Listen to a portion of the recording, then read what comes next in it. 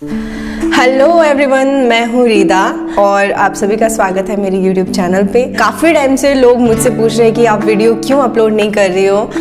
मैंने मथुरा पार्ट 1 तो अपलोड कर दिया था, लेकिन मथुरा पार्ट 2 काफ़ी टाइम हो चुका है मैंने अपलोड नहीं किया था। इसका रीज़न ये था कि मेरी तबीयत काफ़ी ज़्यादा ख़राब थी, जिसकी वजह से ना तो मैं वीडियो बना पा रही थी और ना ही मैं एडिट कर पा रही थी। तो उसके लिए I am really very sorry कि काफ़ी टाइम के बाद मैंने ये वीडियो अपलोड किया है। जैसा कि आपने देखा होगा, मथुरा पार्ट 1 में हम लोग जो है गोवर्धन परिक्रमा पर गए थे।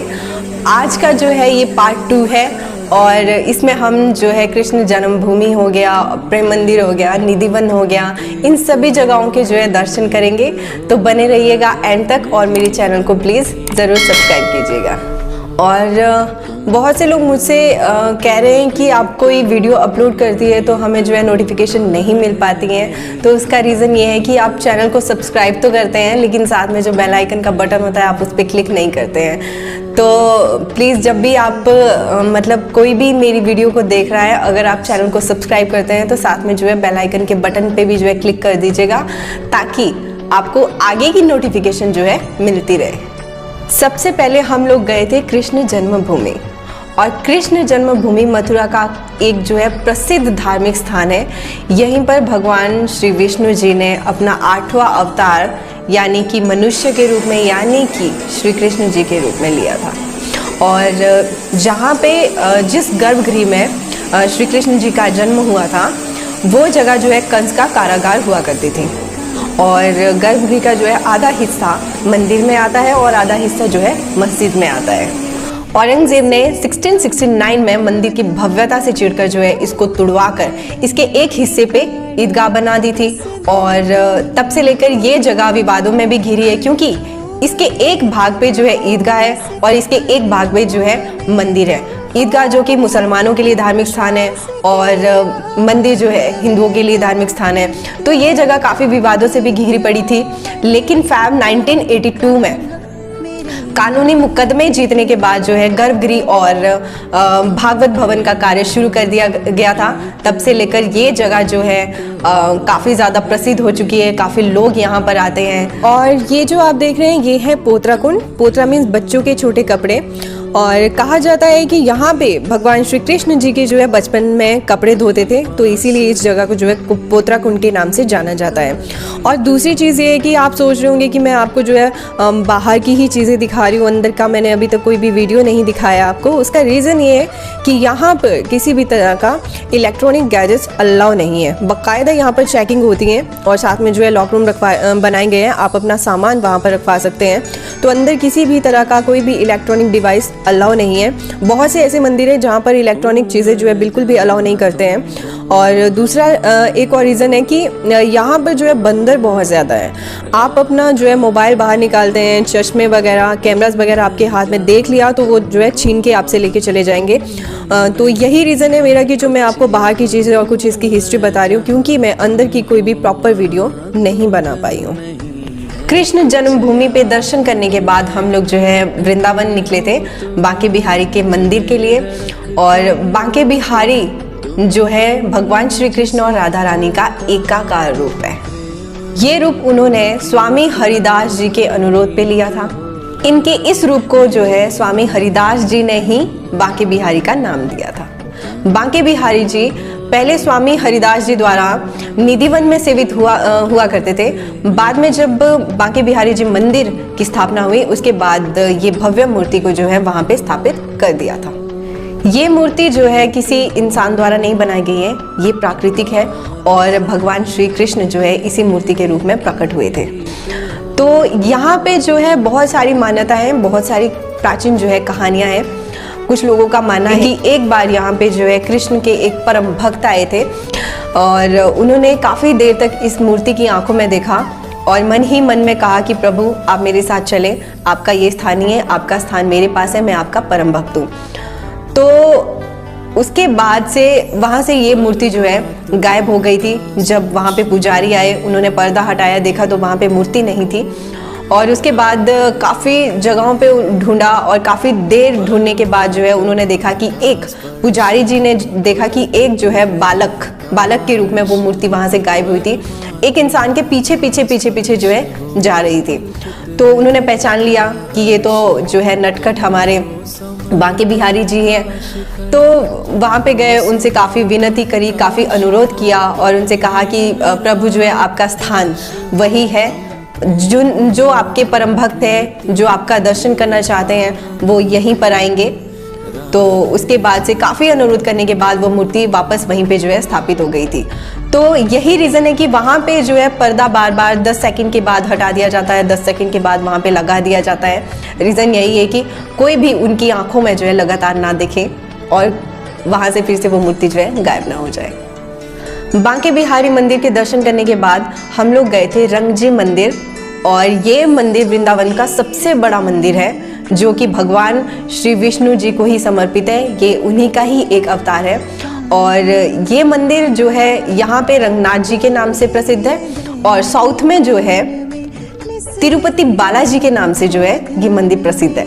इस मंदिर में 7 दरवाजे हैं और जो 7वां दरवाजा है उसे बैकुंठ दरवाजा कहा जाता है, और इस दरवाजे को जो है स्वर्ग द्वार के नाम से भी जाना जाता है। ये साल में एक बार यानी कि 13 जनवरी के दिन खुलता है, और इसी दरवाजे से होकर भगवान की जो है 11 पालकियां अंदर जाती हैं। इस मंदिर में एक कुंड भी है जिसे ब्रह्मा कुंड के नाम से जाना जाता है। यहाँ पर भगवान श्री विष्णु शेषनाग पर मूर्ति रूप में है और चरणों में माता लक्ष्मी, ब्रह्मा जी जो है वेदों का पाठ कर रहे हैं। इस मंदिर में भगवान श्री राम और सीता माता की मूर्ति भी विराजमान है, और इसी मंदिर के प्रांगण में जो कि एक स्वर्ण स्तंभ भी है। आप जब मंदिर की चौथी परिक्रमा लगाते हैं उसके बाद आप देखेंगे कि एक आपको 60 फीट ऊंचा स्वर्ण स्तंभ दिखाई देगा जो कि 20 फीट नीचे है और 60 फीट ऊपर है, और इस स्तंभ को जो है गरुड़ स्तंभ के नाम से भी जाना जाता है। कहते हैं यहाँ पर जो भी खुश होकर ताली बजाता है माता लक्ष्मी की कृपा सदा उस पर बनी रहती है। तो आप भी मेरे साथ जो है मुस्कुरा के बजाओ ताली, हाथ ना रहेगा खाली। यहाँ जो है 7 दरवाजे पार करके भगवान श्री विष्णु जी की मूर्ति है और तिरुपति बालाजी की भी मूर्ति यहाँ पर विराजमान है। तो ये मंदिर काफ़ी बड़ा है, यानी कि मथुरा में वैसे तो कुल 5000 मंदिर है और इन 5000 मंदिरों में सबसे बड़ा मंदिर यही है। यहाँ पर दर्शन करने के बाद गाइड हमें नंद बाबा जी के महल पे लेके गए थे। तो इस चीज़ का जिक्र मैं इसीलिए कर रही हूँ ताकि आप भी जो है पंडितों और गाइड से थोड़ा सा बच के रहिएगा, क्योंकि ये लोग जो है आपस में मिले होते हैं। तो जब हम वहाँ पे गए थे तो हमसे कहा गया था कि अगर आप माँ बाप के नाम पे ये वाली पूजा करते हैं तो आपको इसका जो है 11,000 देना होगा, इसका 25,000, इसका 22,000, इसका 8,000। तो उनका मतलब वहाँ पे फिक्स प्राइस है, इस पूजा का इतने हज़ार, इसका इतने हज़ार। तो ऐसा तो नहीं होता है ना यार कि मतलब माँ बाप के नाम पे आप इतना इमोशनली अटैक कर दो सामने वाले पे कि मतलब अब सामने वाला तो सोचेगा ये यार कि माँ बाप के नाम पे मैं तो कुछ भी कर सकता हूँ, मैं तो ये पूजा भी कर सकता हूँ, लेकिन लूटपाट नहीं होना चाहिए ना। अब आपको तो पता ही है जैसे कि इंडिया में धर्म, आस्था और शिक्षा के नाम पे सबसे ज़्यादा लूटपाट होता है। तो मैंने इस चीज़ का जिक्र इसीलिए किया है ताकि अगर आप भी जाओ तो इस चीज़ से थोड़ा सा बच के ही रहें। रंगनाथ जी मंदिर के दर्शन करने के बाद हम लोग गए थे निधि वन, और निधि वन अपने आप में ही एक रहस्यमयी जंगल है। निधि का मतलब होता है खजाना, वन का मतलब हो गया जंगल। तो ये बहुत ही रहस्यमयी जंगल है। यहाँ पे जो आप पेड़ देख रहे हैं ये सारे के सारे पेड़ यहाँ पे टोटल जो है 16,000 पेड़ है। यहाँ पे मान्यता है कि ये पेड़ जो है 16,000 पेड़ यानी कि 16,000 गोपियाँ हैं। मान्यता है कि भगवान श्री कृष्ण आज भी यहाँ पर गोपियों के साथ रासलीला रचाने आते हैं और राधा रानी के साथ यहाँ पर आते हैं। सबसे हैरान कर देने वाली बात ये है कि रात होने के बाद यहाँ पर कोई भी नहीं रुकता है, ना तो कोई इंसान रुकता है, ना कोई पक्षी, ना कोई जानवर, कोई यहाँ पे दिखाई नहीं देता है। और जो आसपास के घर हैं वो लोग जो है इस तरफ की खिड़कियाँ, दरवाजे जो है सब बंद कर देते हैं। इन लोगों की मान्यता है, इन लोगों का विश्वास है कि जिसने भी आज तक ये जो है रहस्यमयी चीज़ जो है रात्रि के टाइम पे देखनी चाहिए, वो या तो गूंगा बहरा हो गया है या फिर वो मृत्यु को प्यारा हो गया, वो जीवित ही नहीं रहा है, पागल हो जाता है इंसान। तो ये बहुत ही ज़्यादा रहस्यमयी है अपने आप में ही। कहते हैं कि जो ये 16,000 तुलसी के पेड़ हैं ये रात में जो है गोपियाँ बन जाती है। कई बार यहाँ पे कुछ ऐसे साक्षात प्रमाण भी मिले हैं कई लोगों ने ऐसा उनको प्रूफ मिला है, वहाँ के पुजारियों को वहाँ पे प्रूफ मिला है कि जब 5:30 बजे सुबह वो लोग जो है फाटक खोलते हैं तो देखते हैं कि जो शाम के टाइम पे चीज़ें रखी गई थी, जैसे कि पान रखा गया था, भोग रखा गया था, जल रखा गया था, या फिर जो बेड बनाया गया था, तो वो सारी चीज़ें जो है बिखरी मिलती हैं।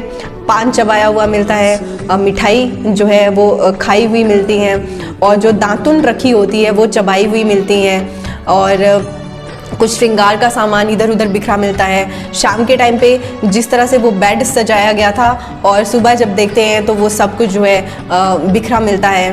तो यहाँ पे कहते हैं कि रात के समय यहाँ पे भगवान श्री कृष्ण जो है राधा रानी के साथ शयन करते हैं, यहाँ पे गोपियों के साथ रासलीला रचाते हैं। यहाँ पे हर पेड़ की आपको बहुत सारी जड़ें देखने को मिलेगी, लेकिन एक अकेला पेड़ ऐसा है जिसकी सिर्फ एक ही जड़ है, और इस पेड़ को जो है शिव पेड़ के नाम से जाना जाता है।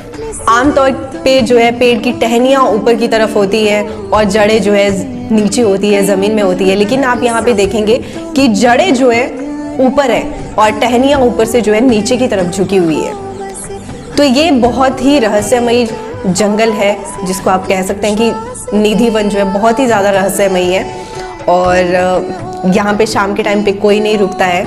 तो आप भी एक बार ज़रूर आकर देखें कि क्या है और क्या नहीं है। निधि वन के बाद हम लोग जो है गए थे प्रेम मंदिर, और प्रेम मंदिर बहुत ही खूबसूरत जगह है। प्रेम मंदिर भगवान श्री कृष्ण और राधा रानी के प्रेम को समर्पित है। यहाँ पर श्री कृष्ण बाल लीला की अलग अलग झांकियाँ आपको देखने को मिलेगी। ये जो आप देख रहे हैं ये मंदिर के अंदर का नज़ारा है, बहुत ही ज़्यादा खूबसूरत है। आप देख सकते हैं जैसे बाहर से दिखाई देता है, यहाँ पे जो है लाइट्स चेंज होती रहती है, और अंदर से भी उतना ज़्यादा खूबसूरत है ये। और श्री कृष्ण भगवान जी की मूर्ति भी है, और जैसा रासलीला का जो मैंने बताया था, यहाँ पे अलग अलग प्रकार की झांकियाँ बनी है। श्री कृष्ण रासलीला की ये जो यहाँ पे झांकी बनी है बहुत ही ज़्यादा खूबसूरत है।